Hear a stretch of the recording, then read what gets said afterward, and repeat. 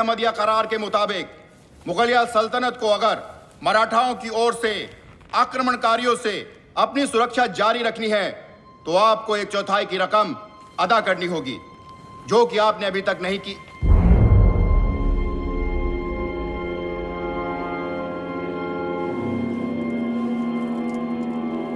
करार की इज्जत की जाएगी। आलम पना, आप इन मराठाओं की धौंस पट्टी में मत आइए। हम इन्हें रुक जाओ नजीब, रुक जाओ, इतने उतावली मत दिखा। फरमान अभी तक खत्म नहीं हुआ है।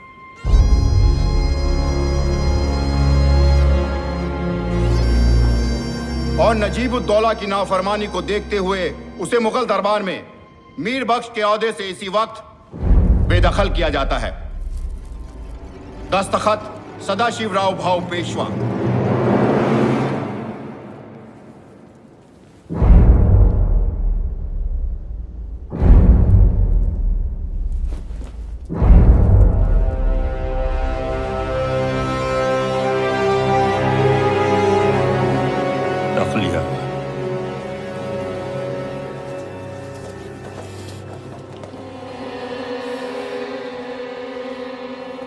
नजीबुद्दौला, आलम पना, मराठों की इतनी जुर्रत की मुझे हटा दिया। हम क्या करते? आखिर हमें भी तो उनकी सरपरस्ती की जरूरत है। जहां पना, इसका मतलब ये नहीं कि ये हम पर हुकूमत चला सके। उन्हीं की शह पे ये इमाद इतना फुदक रहा है। उसकी हिम्मत आपसे इस तरह पेश आ रहा है, देखकर मुझे हैरानी होती, खासकर जब उसे पता है कि आपके अंदर शाही खून दौड़ रहा है। उसी शाही खून की बदौलत तो जिंदा हैं हम आज तक। जहां पना, इस इमाद को सजा देनी होगी। कौन देगा उसे सजा? उसके सर पर मराठों का हाथ है और मराठों के खिलाफ जाने वाला कोई है ही नहीं इस सरजमीन पर। एक है जहां पना, एक है जिससे आप मदद ले सकते हैं। क्या है कोई ऐसा? अहमद शाह अब्दाली। अब्दाली? हाँ आलम पना, और फिर हम इन मराठाओं को सबक सिखाएंगे।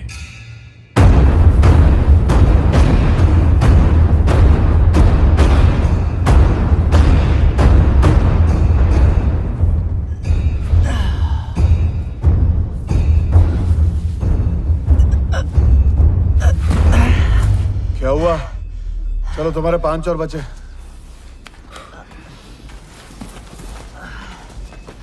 एक, 2, 3, 4, 5।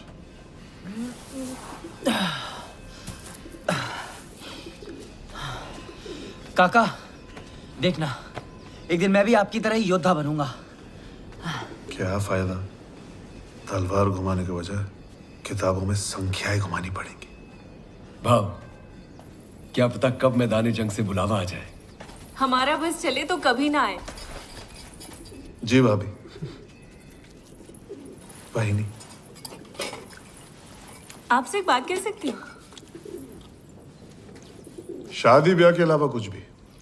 तुम महरम को चकमा नहीं दे सकते सदाशिव। इसके आगे तो मुझे भी हाँ भरनी पड़ी थी। भली लड़की है, शादी कर लीजिए उससे। शादी? किससे? अच्छा, अनजान मत बनिए, पार्वती से। सदाशिव, महरम ठीक कह रही है। अभी जंग से लौटे हो, कुछ दिन इत्मीनान है। अपने आप के लिए समय नहीं है मेरे पास। मेरा सारा ध्यान काम पे ही है। भाव साहब, काम कलम का हो या लड़ाई का, वो सिर्फ काम होता है। जिंदगी से आप तब रूबरू होते हैं जब आप घर जाते हैं। भाव साहब वैद्यशाला में आ रहे हैं।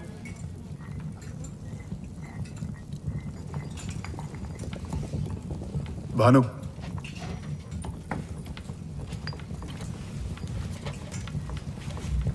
पार्वती कुठे आहे? अब आई उसकी याद। मतलब? वो तो चली गई। चली गई? कहाँ चली गई? अपने पेड़ वाले घर कोंकण। कोकण? क्यों? कशाला? ये आप उसी से जाकर क्यों नहीं पूछते? एक बात बताऊं, आप ना केवल रणभूमि के बांकुरे हैं, दिल के मैदान में एकदम फुस।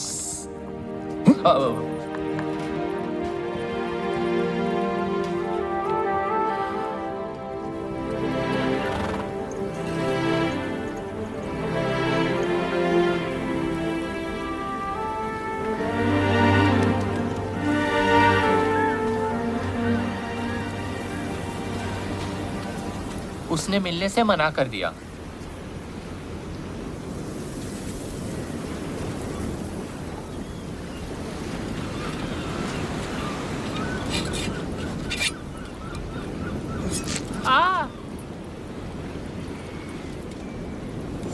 ये उसे देना, कहना मुझे घाव लगा है। आप योद्धा लोग भी बड़े निराले हो, टेढ़े तीर निशाना सीधा। जा लवकर भानु।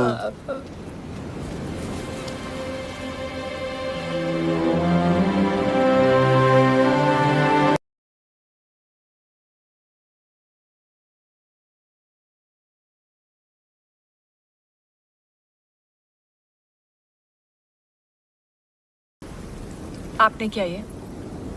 आप? तुम तो मुझे कभी आप नहीं बुलाती। मतलब बहुत गुस्सा हो। तुमसे मिलने के लिए क्या? यही तो एक तरीका था। तो क्या अपना वैद्य होने का धर्म नहीं निभाओगी?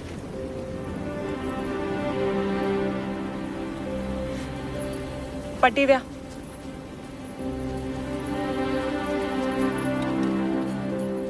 उस दिन मेरी आवाज कुछ ज्यादा ही ऊंची हो गई थी ना, क्षमा कर। लेकिन ऐसे बिना पता चले आने की क्या जरूरत थी? मैं स्वयं अपनी इच्छा से नहीं गई थी, मुझे जाने के लिए कहा गया था। किसने कहा? गोपिका बाई ने। गोपिका बाई? तुम्हाला माहिती है, जब मैं 11 साल की थी तब पहली बार पिताजी मुझे शनिवार वाड़ा ले गए। वहां मैंने तुम्हें देखा। मैं नहीं जानती थी कि तुम कौन हो, क्या हो। मैं तो बस तुमसे प्रेम करने लगी। बाद में पता चला कि तुम पेशवा हो, लेकिन मेरे लिए तो तुम हमेशा सदाशिव थे।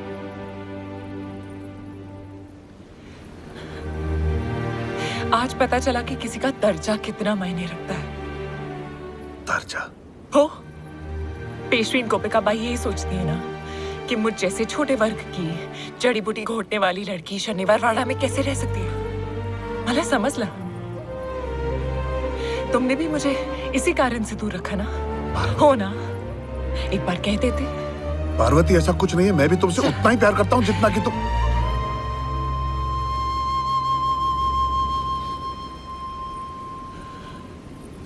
तो फिर क्यों?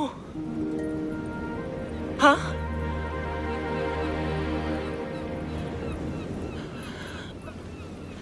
एक योद्धा का परिवार किस उथल पुथल में जीता है, ये मुझसे बेहतर और कौन जान सकता है। मुझे कभी मेरे पिताजी का साथ नसीब ही नहीं हुआ। वो हमेशा युद्ध भूमि में रहे, और जब मैं बहुत छोटा था नहीं रहे। मैं भी तो एक योद्धा हूं, और जो मुझ पे बीती मैं नहीं चाहता। मेरी पत्नी पे, मेरे बच्चों, मेरे परिवार पे वो गुजरे। तुम अपना पूरा जीवन भविष्य के भय में कैसे जी सकते हो? मेरा आज तुम ही हो, तुम्हारा आज क्या है? समझ गई। मैं जाती। पार्वती, मेरा आज, मेरा कल, मेरा परसों, परसों तुम ही हो।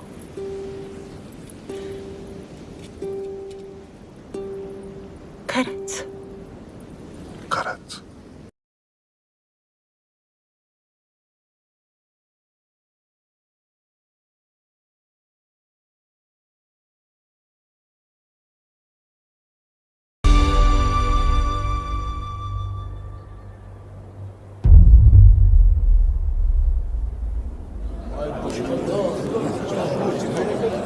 शहनशाह अफगानिस्तान दुर्रे दुर्रानी, आपका फैसला फिर एक बार सही साबित हुआ। जब से हमने विद्रोहियों को कुचल दिया है, किसी की भी फिर से हमारे खिलाफ आवाज उठाने की हिम्मत नहीं हुई है।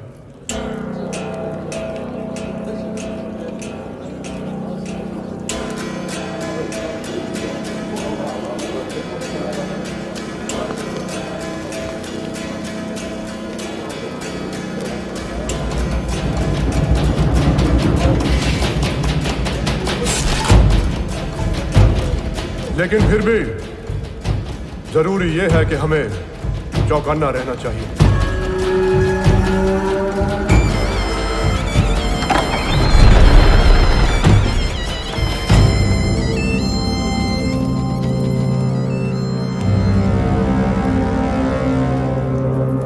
शहनशाह अफगानिस्तान, खबर हिंदुस्तान से, तो आपके सुल्तान नजीबुद्दौला का भाई सुलेमानुद्दौला मिलना चाहता है।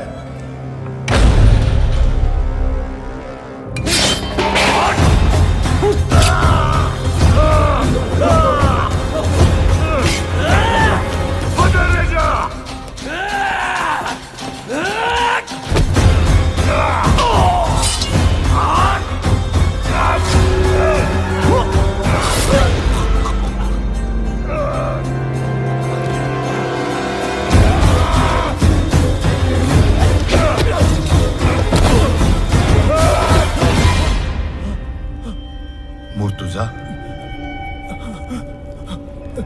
साथ में खेले हैं, साथ में पड़े हुए, मेरी मौत की नीलामी किसके लिए? इसके लिए?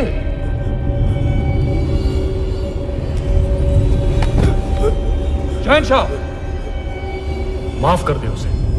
अहमद, लुत्फन, आखिरकार ये हमारा भाई है। ठीक है सरफराज, लेकिन मेरे पे खंजर उठाने से पहले मुर्तुजा ने सोचा नहीं? अहमद, माफ कर दे मुझे।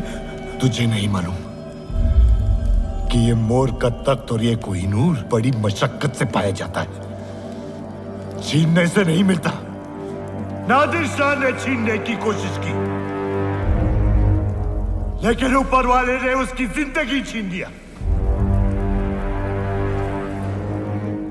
मैंने मेहनत करके नादिर से पाया है इसे, लेकिन मैं तुझे ऐसे ही दे देता हूं। क्या चाहिए तुझे? कोहिनूर? हाँ, मैं तुझे कोहिनूर देता हूं। नहीं नहीं हेमंत, नहीं।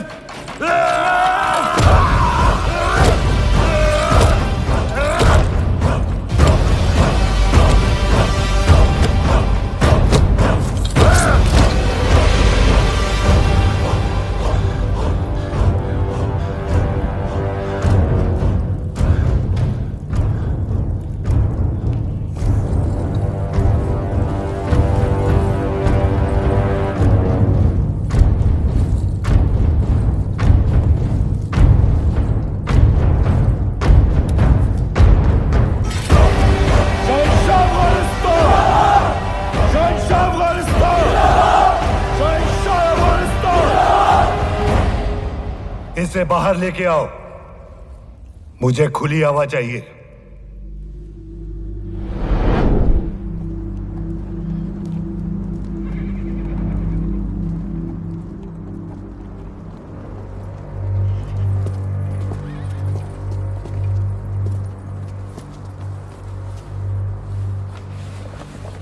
अलीजा, पिछली बार मराठे अटक पहुंचे थे, अब कहीं कंधार ना पहुंच जाएं। दिल्ली के बादशाह और दूसरे हिंदू राजाओं के साथ हम सब आपसे इल्तिजा करते हैं कि अब आप एक भी दिन जाया न करें। आएं और हमें आज़ाद कराएं और खुद हिंदुस्तान का बादशाह बनकर अपना सही मुकाम हासिल करें। आपका दस्त बस्ता खादिम नजीब उद्दौला। बहुत अच्छी खबर है आलीजा। दिल्ली फतेह करने के बेशुमार फायदे होंगे। इतना खुशबाश मत हो। यह नजीब चाहता है कि हम उसकी लड़ाई लड़ें और पूरे जंग का खर्चा हमारे ऊपर आए, और वो वहां बैठे बैठे हमारी फतेह का मुनाफा गिनता रहे, और फिर वो चाहेगा कि खुद तक नशीन हो जाए। जलील है वो। अलीजा, मुझे नहीं लगता वो आपके साथ ऐसे करने की जुर्रत करेगा। जरा गौर करे शहनशाह, फारसी लोग हमारी सल्तनत को हथियाना चाहते हैं, और सिर्फ बागी ही नहीं, तेरे बिरादर भी आंख तख्त पर आग गड़ाए हुए हैं। मैंने अभी देखा। अगर तो हिंदुस्तान का बादशाह बन जाता है तो तेरी सल्तनत बंगाल तक फैली होगी, और तब कोई भी फारसी फिर से तुझसे मुकाबला करने की सोचेंगे भी नहीं। हमारे खजाने भी खाली हो रहे हैं। यहाँ की फिक्र मत कर अहमद, मैं संभाल लूंगा। वक्त आ गया है अब दिल्ली फतेह करने का।